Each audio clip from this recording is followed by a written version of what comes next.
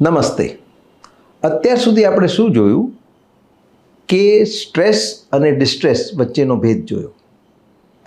આ કડીમાં આપણે શું જોશું કે જ્યારે તમને સ્ટ્રેસ થાય છે ત્યારે આંતરિક અનુભૂતિ શું થાય છે અને જ્યારે તમે ડિસ્ટ્રેસ થાઓ છો, ડિસ્ટર્બ થાઓ છો ત્યારે આંતરિક અનુભૂતિ શું હોય છે.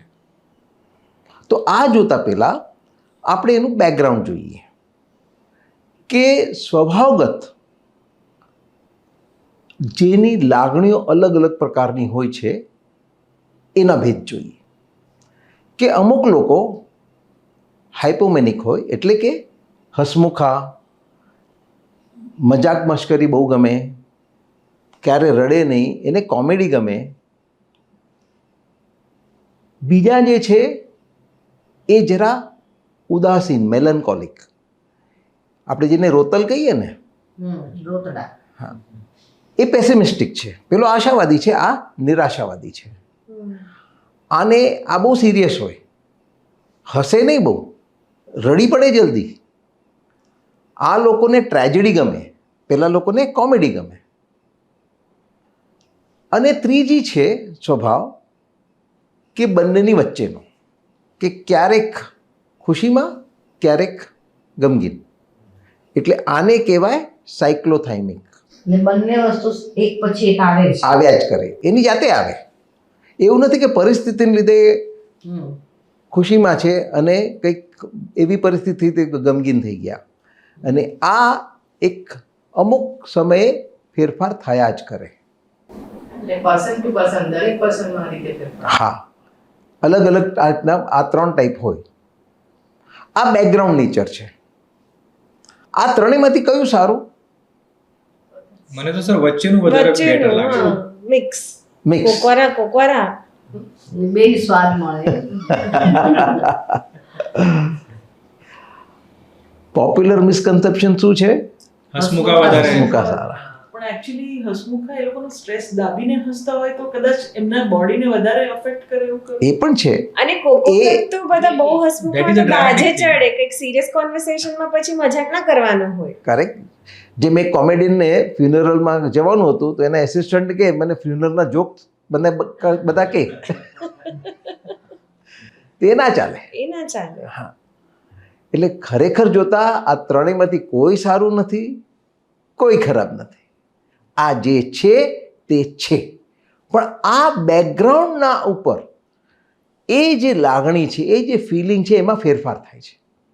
અને એ ફેરફાર કેવી રીતે થાય છે કે જ્યારે આપણા સ્વભાવ અને પરિસ્થિતિ વચ્ચે ઇન્ટરેક્શન થાય, કે જ્યારે સ્વભાવને અનુકૂળ પરિસ્થિતિ હોય તો સુખની અનુભૂતિ થાય અને એ પરિસ્થિતિ કે ક્રિયા આપણને ગમશે. જ્યારે સ્વભાવની વિપરીત પરિસ્થિતિ કે ક્રિયા કરવી પડે તો આપણને દુઃખદાયક છે અને આપણને નહીં ગમે. એટલે આપણો ગમો અણગમો એ આપણી પસંદ છે. તો આ પસંદ કેના ઉપર આધારિત છે? આપણા સ્વભાવ ઉપર. હા, બધાના સ્વભાવ તો અલગ અલગ છે. એટલે એક વ્યક્તિને જે ગમશે એ બીજીને નથી ગમવાનું. કોકને ઠંડા પાણી નાવું ગમશે, કોઈને ગરમ પાણી નાવું ગમશે, કોઈને ઠંડુ ખાવાનું ગમશે, કોઈને ગરમ ખાવાનું ગમશે, કોઈને ગળ્યું ભાવશે, કોઈને તીખું ભાવશે, કોઈને ખારું ભાવશે, કોઈને ખાટું ભાવશે.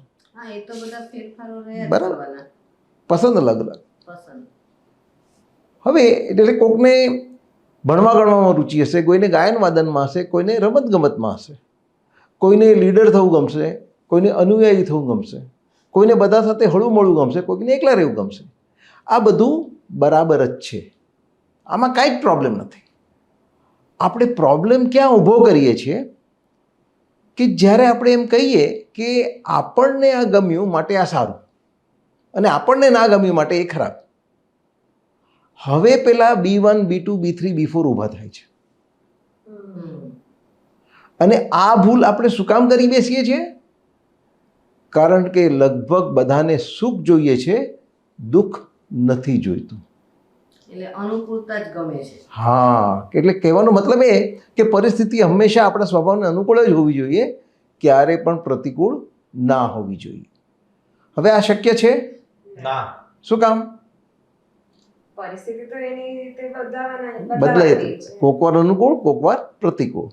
જેમ મને ખાલી શિયાળો ગમે છે, મને ઉનાળો કે ચોમાસું નથી ગમતું, પણ મારે દરેક સિઝન સાથે રહેવું પડશે. અથવા મને ખાલી અસર્ટિવ લોકો ગમે છે, મને એગ્રેસિવ ને સબમિસિવ નથી ગમતા, પણ મારે દરેક સાથે વ્યવહાર કરવો પડશે. એટલે આ જે સુખ અને દુઃખની અનુભૂતિ છે એ અનિવાર્ય છે. દરેક વ્યક્તિને આનો અનુભવ થશે, ખાલી મળદાને ન થાય. આ અનુભૂતિ કુદરતી છે, નેચરલ છે, સ્વયંભૂ છે. એટલે આપણે વિચારવું પણ ન પડે કે સમજો કે આપણું એસી કે પંખો બંધ થઈ ગયો તો આપણે વિચારવું પણ નહીં પડે કે હવે ગરમી લાગશે. એ ઓટોમેટિક લાગવા જ લાગશે. અને ચોથું અને મોસ્ટ ઇમ્પોર્ટન્ટ, આ અત્યંત આવશ્યક છે. સુખ અને દુઃખ બંને. શું કારણ કે દુઃખ આપણને ચેતવે છે કે કંઈક આડું થઈ રહ્યું છે, કંઈક ઉપાય કરો. જેમ સમજો કે બે વ્યક્તિઓને હાઈ બ્લડ પ્રેશરની બીમારી છે. હવે એક પેશન્ટને આ હાઈ બ્લડ પ્રેશરને લીધે ચક્કર આવે છે, છાતીમાં ધડધડ થાય છે, અસુખની ફિલિંગ થાય છે. અને બીજા પેશન્ટને હાઈ બ્લડ પ્રેશર હોવા છતાં આવા કોઈ ચિહ્નો નથી. તો બેમાંથી નસીબદાર કોણ? જેને સિમ્પટમ્સ દેખાય છે તે. હા. શું કામ? કારણ કે તો એ ડોક્ટર પાસે જશે. આ હા. જ પ્રશ્ન તમે સમજાવતા પહેલા જો પૂછ્યો હતો કે જેને કોઈ સિમ્પટમ્સ નથી એ. એટલે પહેલો પેશન્ટ ડૉક્ટર પાસે જશે, એના સિમ્પટમ્સને કારણે એનું નિદાન થશે, ઈલાજ થશે. બીજો પેશન્ટ ડૉક્ટર પાસે જશે જ નહીં, એનું નિદાન ઈલાજ નહીં થાય અને એને લકવો મારશે. એટલે આ દુઃખ આપણો પરમ મિત્ર છે. આપણને સતેજ કરે છે કે કંઈક આડોઅવળું થઈ રહ્યું છે, એના માટે કંઈ ઉપાય કરો. પણ આપણે એને જાની દુશ્મન માની બેઠા છે. આ ક્યાં આવી પડ્યું? દુઃખ ન હોય તો એ બહુ ખતરનાક પરિસ્થિતિ છે. જેમ કેન્સર, આટલી ખતરનાક બીમારી શું કામ છે? બરાબર. સડનલી ખબર પડે છે. હા એ બહુ આગળ વધે બહુ પછી જ આગળ વધે. હા. તો શરૂઆતમાં કેમ નથી ખબર પડતી? સિમ્પટમ્સ નથી એના. Symptoms. Cancer is a painless disease. જે કેન્સરમાં પેઇન છે એ ટર્મિનલ સ્ટેજમાં છે, જ્યારે એનો કંઈ ઈલાજ થવાનો નથી. શરૂઆતમાં સ્ટેજમાં જ્યારે એનો કંઈ ઈલાજ થઈ શકે છે એની ખબર પડતી નથી. જ્યારે ખબર પડે છે ત્યારે એ ના ઈલાજ છે. સમજો કે પહેલી કેન્સરની સેલ શરીરમાં ઊભી થઈ અને એની સાથે જોરદાર દુખાવો ઉપડ્યો હોત તો કોઈ પણ વ્યક્તિ, કોઈ પણ દર્દી કેન્સરથી મરત નહીં. હું એમ નથી કહેતો કે દુઃખને આવકારો, આવો જેટલું આવું એ આવવા દો.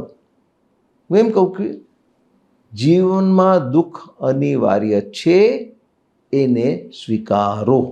પણ આ ફિઝિકલ સિમ્પટમ્સ તો સમજાયા કે ચલો તમને ઇન્ડિકેટ કરે છે કે તમારી તબિયત ખરાબ છે કે કાંઈ પણ.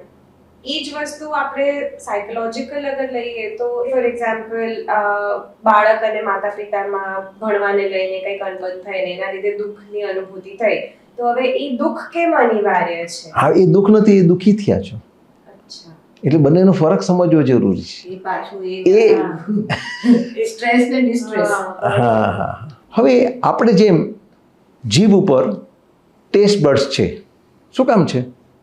એ ના હોત તો ના ચાલત. કે એનો હેતુ શું છે? કે તમારા શારીરિક પ્રકૃતિને અનુરૂપ ખાવાનું તમને ગમશે અને શારીરિક પ્રકૃતિથી વિપરીત છે એ તમને નહીં ગમે. અને એ નુકસાન પણ કરે. એક્ઝેક્ટલી. એટલે એ સુખ દુઃખ આપણને સૂચવે છે, આ ખાઓ, આ નહીં ખાઓ. જેમ પિત્ત પ્રકૃતિવાળા વ્યક્તિને તીખું નહીં ભાવે, એને ગળ્યું ભાવશે. કફ વ્યક્તિને એને ગળ્યું નહીં ભાવે, તીખું ભાવશે. એટલે આ સુખ દુઃખની અનુભૂતિ સૂચવે છે કે તમે આ ખાઓ, આ નહીં ખાઓ. આપણને ગાઈડન્સ આપે છે, માર્ગદર્શન આપે છે. એ જ રીતે ઘણા લોકો રમતવીર બને, કોક ડૉક્ટર બને, કોઈક એન્જિનિયર બને, કોઈક મ્યુઝિશિયન બને. એ શેના આધારે બન્યા? અંદરની આવડત. પોતાની હા. કે તમારી આવડત પ્રમાણે તમને એ ક્રિયામાં વધારે સુખદાયક હતી એટલે તમે એ ચાલુ રાખી. નાના હોઈએ છીએ ત્યારે બધું જ ટ્રાય કરીએ છીએ. જેમ જેમ મોટા થઈએ પછી આપણને જે ગમતું હતું એ ચાલુ રાખીએ છીએ, જે નથી ગમતું એ છોડી દઈએ છીએ. એટલે આ સુખ અને દુઃખની અનુભૂતિ આપણને ગાઈડન્સ આપે છે કે તમારે જીવનમાં કયું કાર્ય કરવાનું છે. હા, હવે સમજાયું. એટલે દુઃખ અને દુઃખી થવું, હા, એ બે અલગ છે. એટલે આ દુઃખી શું કામ થઈએ છે? કારણ કે લગભગ બધા જ વ્યક્તિઓની માન્યતા એ છે કે સુખ જોઈએ, દુઃખ ના જોઈએ. કમ્ફર્ટ જોઈએ. જ્યારે આ માન્યતા હોય ત્યારે શું થશે કે પરિસ્થિતિ કોકવાર તમારી માન્યતાને અનુરૂપ હશે, કોકવાર એને અનુરૂપ નહીં હોય. તો જે પરિસ્થિતિ કે ક્રિયા તમારી માન્યતાને અનુરૂપ છે એનાથી તમે ખુશ થશો, રાજી થશો અને એના પ્રતિ રાગ ઉત્પન્ન થશે.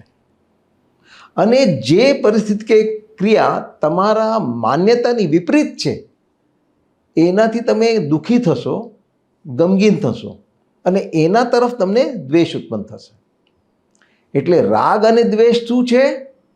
આપણો આગ્રહ કે આમ જ હોવું જોઈએ, આમ નહીં. રાગ એટલે આમ જ હોવું જોઈએ, દ્વેષ એટલે આમ હોવું જ ના જોઈએ. તો જ્યારે આ રાગ અને દ્વેષ રૂપી આપણો જ્યારે આગ્રહ હોય છે ત્યારે અનેક જાતના ડિસ્ટર્બન્સ ઊભા થાય છે જે આપણે આગલી કડીમાં જોવાના છે. પણ એ પહેલાં આ બંનેનો ભેદ, ફિલિંગ અને ઇમોશન, લાગણી અને વ્યથા સમજવો અત્યંત જરૂરી છે. આપણે આ બંનેમાં કન્ફ્યુઝન એટલા માટે થાય છે કે મહદઅંશે આપણી માન્યતા આપણા સ્વભાવની આજુબાજુ ઘડાયેલી છે. એટલે જે સ્વભાવને અનુકૂળ છે અને સુખદાયક છે એ માન્યતાને પણ અનુકૂળ છે અને આપણને ખુશી આપે છે. એટલે આપણે સુખ અને ખુશીને એક જ સમજી બેઠા. અને જે સ્વભાવને પ્રતિકૂળ છે અને દુઃખદાયક છે એ આપણી માન્યતાને પણ પ્રતિકૂળ છે અને આપણને દુઃખી કરે છે. એટલે દુઃખ અને દુઃખી આ બંનેને આપણે એક જ સમજી બેઠા. આ બંનેનો તફાવત સમજવો હોય તો બે ઉદાહરણ આપો જેમાં માન્યતા અને સ્વભાવ વચ્ચે ઇન્વર્સ રિલેશનશિપ. એટલે જે સ્વભાવને અનુકૂળ છે એ માન્યતાને અનુકૂળ નથી. તો શું થશે? જેમ ભૂખ્યા રહેવું એ દુઃખદાયક અનુભવ છે, પણ ઘણા લોકો ઉપવાસ કરે છે ધાર્મિક કારણસર કે પોલિટિકલ રીઝન માટે, તો એ લોકો દુઃખી છે? ના, દુઃખ છે, દુઃખી નથી. એ જ રીતે બીજું એક ઉદાહરણ આપો કે મારો એક પેશન્ટ હતો, એને ટીવી જોવું બહુ ગમે, છાપા વાંચવા બહુ ગમે. તો એના પિતાએ એને શીખવાડી રાખેલું કે આ બધું નકામું છે, એટલે ડાયો ડમરો થઈને ટીવી નહીં જોતો. પણ થતું એવું કે બહાર ગયો છે, ઘરે પાછો આવે છે, ડ્રોઈંગ રૂમથી પસાર થઈને એની પોતાની રૂમ તરફ જઈ રહ્યો છે અને ડ્રોઈંગ રૂમમાં એની બેન ટીવી ચાલુ કરીને બેઠી છે. એને ગમે છે એટલે પગ એના તરફ વળે છે, પણ સાથે એ ખુશ નથી થતો.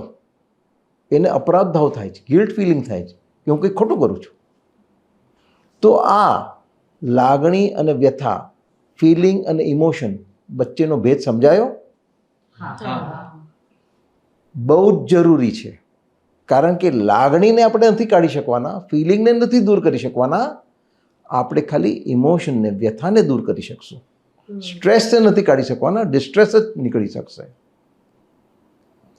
બીજું કે આ જે ખુશી અને ગમ છે એ બંને વિરોધી નથી, એ બંને દ્વંદ્વ છે, એક કપલેટ છે, એક સિક્કાની બે બાજુ છે.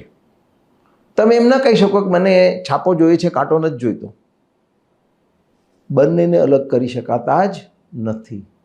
એટલે જ્યાં ખુશી છે ત્યાં ગમ છે.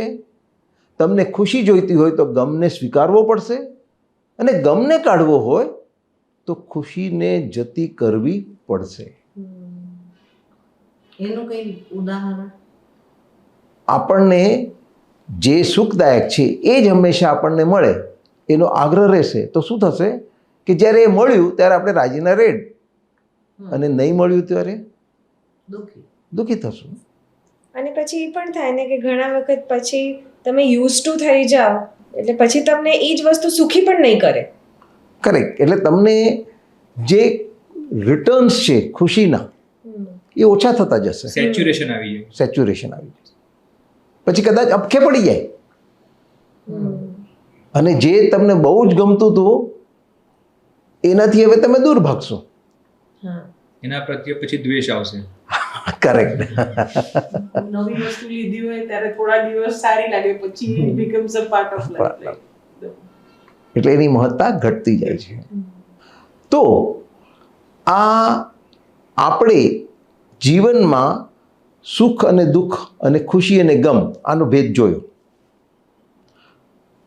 ખુશી અને ગમ આપણે જોયું કે એક જ છે, એક દ્વંદ્વ છે.